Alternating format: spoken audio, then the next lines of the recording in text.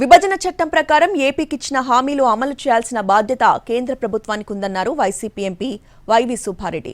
రెండు రాష్ట్రాల ముఖ్యమంత్రులు కూర్చుని సమస్యలపై చర్చించడం మంచి పరిణామమన్నారు. రాష్ట్రం అభివృద్ధి చెందాలంటే ప్రత్యేక హోదా రావాలని కామెంట్ చేశారు. పేదలకు ఉచిత ఇసుక ఇస్తే మంచిదే, స్వాగతించాల్సిన పరిణామమని అన్నారు. అయితే తాము ఇసుకలో అక్రమాలు చేశామని దుష్ప్రచారం చేయడం తగదని హితవు పలికారు.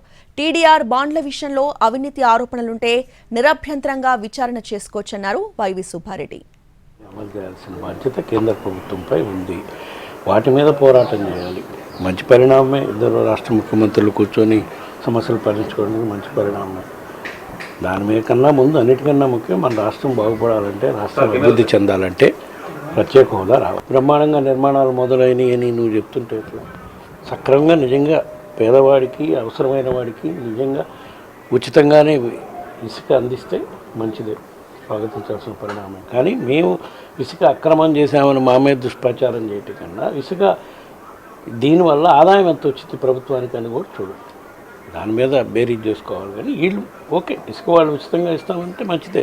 నాకు తెలిసి ఉచితంగా ఇచ్చే పరిస్థితి లేదని నాకు అర్థమవుతుంది. ఏదో టన్నుకింతని ఆల్రెడీ ఫిక్స్ చేశారంటే. టీఆర్ బాండ్ల విషయంలో మా ప్రభుత్వం అధికారంలో ఉన్నప్పుడు అవినీతి జరిగిందని మాకు ఎక్కడ లేదు, జరిగిందని మేము అనుకోవట్లేదు. వాళ్ళు నిజంగా జరిగితే వాళ్ళు ప్రూవ్ చేయమని అధికారంలో